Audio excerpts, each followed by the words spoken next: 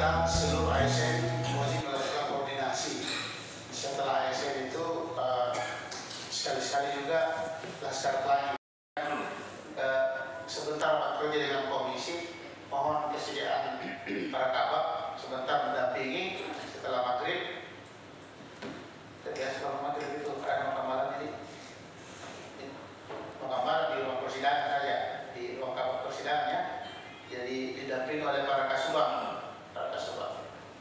Tolong bahannya sebentar, Pak Jamal ada bahannya. Jadi ya, kasih sebentar satu, saya belajar dulu.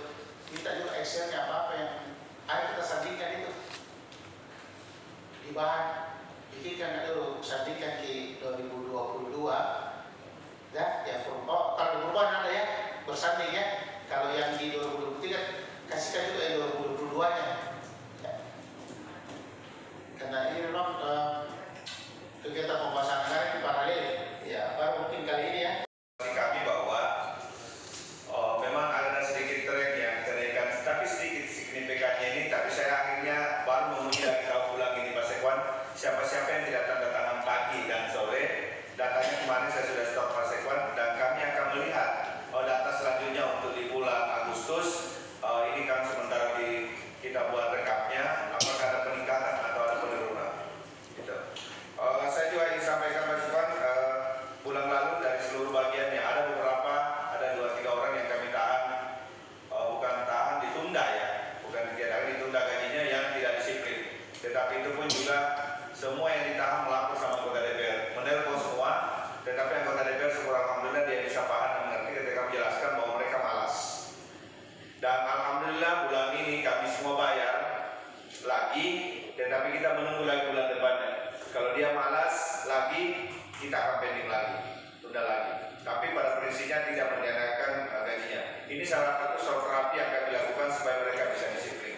Kalau untuk pegawai saya rasa karena tidak ada kan penilaian DPP, jadi saya harap untuk kedisiplinannya. Yang kedua Pak Sekwan yang saya ingin sampaikan tentang dukungannya adalah misalnya itu Pak ada diisi kinerjanya. Jadi seperti kemarin kan pada saat teman-teman di atas menginput, mereka teman-teman di atas itu tidak tahu bahwa misalnya seperti saya tugasnya apa, target kinerjanya saya apa, realisasinya apa. Jadi itu saya hormati Pak Sekwan dan para kabak serta teman-teman semua. Alhamdulillah wa syukurillah wa la haula wa la quwwata illa billah. Pada pagi hari ini kita masih sempat hadir di tempat ini dalam rangka rapat koordinasi. Menanggapi apa yang disampaikan Pak Sekwan, alhamdulillah pada kesempatan ini ada beberapa yang perlu kami sampaikan terkait dengan tugas pokok bagian keuangan.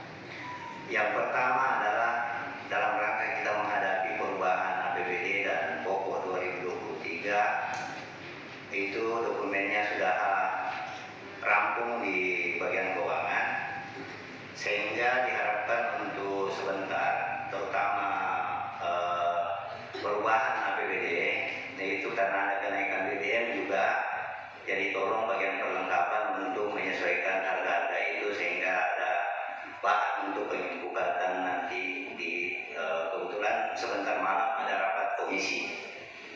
Kemudian yang kedua terkait dengan pokok 2023, karena ada beberapa kegiatan yang memang tidak dilaksanakan di 2022 ini, perubahan dan pokok 2023 di semua komponen belanja, baik itu kegiatan maupun sub kegiatan, sehingga tidak ada lagi istilahnya kita waktu tolak wah ini tidak masuk, ini tidak ini, sehingga harus betul-betul di cross check.